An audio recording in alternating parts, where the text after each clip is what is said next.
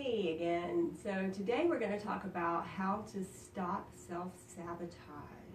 Has anybody ever had their life be a bit of a roller coaster where you are in relationships, out of relationships, you want to lose weight, you start to, then you fall off the wagon and gain it again, you want to stop habits that aren't serving you, and then you find yourself doing them anyway. All those different forms of self-sabotage that get really frustrating and demoralizing and even downright depressing.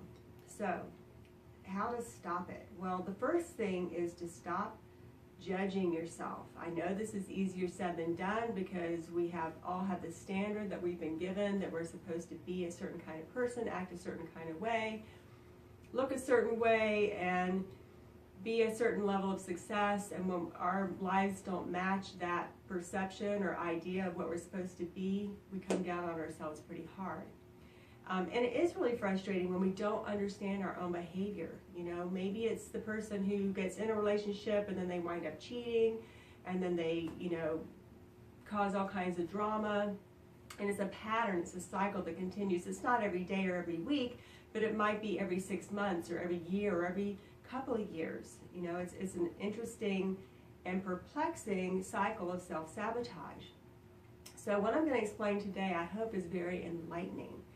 NLP teaches about parts integration and subpersonas. What does that mean? Okay, well, what it means is that we all have different parts of our psyche that we assign to different goals.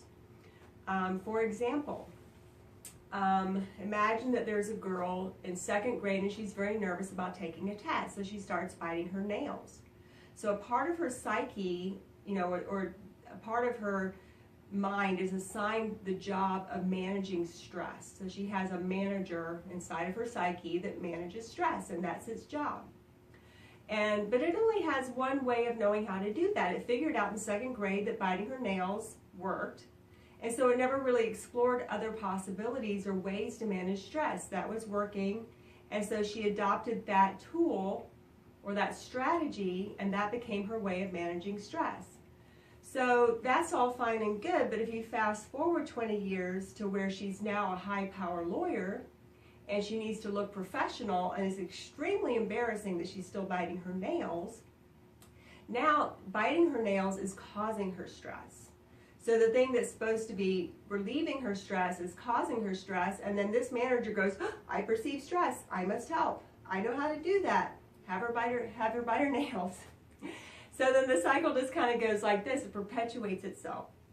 So that seems innocent enough, but imagine that there's someone else that developed different strategies that we may judge more harshly. For example, imagine that there's a guy and he assigns one part of his psyche to manage love and security. And he has figured out the best way to achieve love and security. So just to back up for a second, understand that all of these parts of us have a positive intention. It's good to not have stress. It's good to have love and security. It's good to have fun, freedom, and passion and excitement.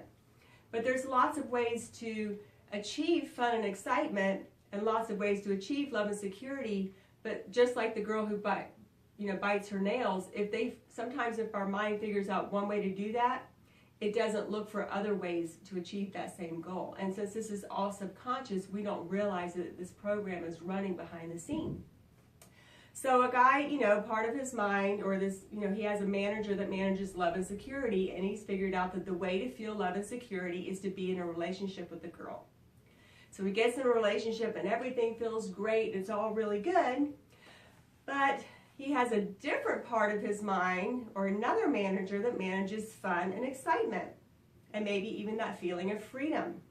Now there's nothing wrong, in fact there's everything good about fun, excitement, and freedom. And there's 100 ways to feel fun, excitement, and freedom. You can go, parasailing, or motorcycle riding, or, deep sea diving, or whatever it is that turns you on, and those are all fantastic. But he got confused, or he developed one way to feel fun and excitement in college, and that was to party, womanize, and play around. So when he gets bored in the relationship, or he starts to feel a little bit trapped after 6 months, a year, 2 years, okay, Meanwhile, his love and security part's all fine and good, but his fun and freedom and excitement part is going, feel a little constricted. So then he may do something to sabotage his life, sabotage the relationship, and he may go out partying with his friends, take a girl home, and then, you know, get in a whole heap of trouble and create a whole lot of drama and trauma in his relationship, okay?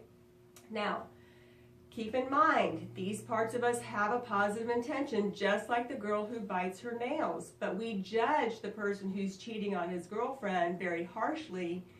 But what we can stop doing is stop judging ourselves and even stop judging them if we're able to, because we need to understand that really it's just that part of the mind is confused and limited, okay? There are a lot of ways to decrease stress besides biting your nails, but if you only have one tool in your toolbox, that's your go-to, that's your default, that's what you do without even thinking consciously about it, okay? That's why these behaviors are subconscious. We don't even think that, we don't decide we're going to go be a jerk and cheat on our girlfriend. It's like it just happened, right? So the first thing is to stop judging yourself. The second thing is to ask yourself, what is the positive intention behind this behavior, okay? Even though the behavior may be totally pathologic, okay? It may be smoking or using drugs or drinking alcohol or cheating on your girlfriend or calling in sick to work and getting fired every couple of years, or whatever the case may be. The behavior may be even deplorable, okay? But there's a part of our psyche that's trying to achieve a positive intention or a good feeling by doing that. We might call in sick because I just feel so trapped and I just need to feel free. And that's understandable, and it's a legitimate desire and a legitimate need inside of us. But we need to take the time to really reflect on ourselves and go, well, where is this coming from? Instead of just judging ourselves or feeling guilty, because that's what we tend to do, not only to ourselves, but also to others, take a moment and figure out why. What am I trying to achieve by this, okay? And then once you really take some time to reflect and figure out what is my positive intention, what feel good am I trying to achieve, guess what? Then it's a little bit easier because you can come up with some creative ways, some creative alternatives to feel that way, okay? The girl that's biting her nails, maybe she can start to meditate or go for walks in nature or do some breathing exercises, ground herself, and find more congruent ways of dealing with stress that aren't going to interfere with the other aspects of her life. And the person that, you know, is calling in sick to work or gets fired because they're not irresponsible, they can maybe take some time to reflect on, why do I do this? What is it that I'm feeling that I need to do this to try to achieve that? And then think of other ways to feel free, to think of other ways to find self-expression. Maybe get a different type of job, even if it pays less, because if you're in that internal conflict, that's what causes these behaviors, is because we're denying our own emotional needs, and then our subconscious mind is not going to play that game forever. If you keep denying your emotional needs, which are legitimate, your subconscious mind will find a way to rebel, and then that looks like self-sabotage, and it causes all this havoc. So honor yourself, stop judging yourself, look at where it's coming from, and figure out ways that are healthy, holistic, congruent with the other aspects of your life to honor and allow yourself to feel those good feelings, because it really is important. It's vitally important to your overall well-being, and you deserve it. So love yourself, be good to yourself, stop judging yourself, and get creative with finding ways to meet your needs, because they are important. Namaste.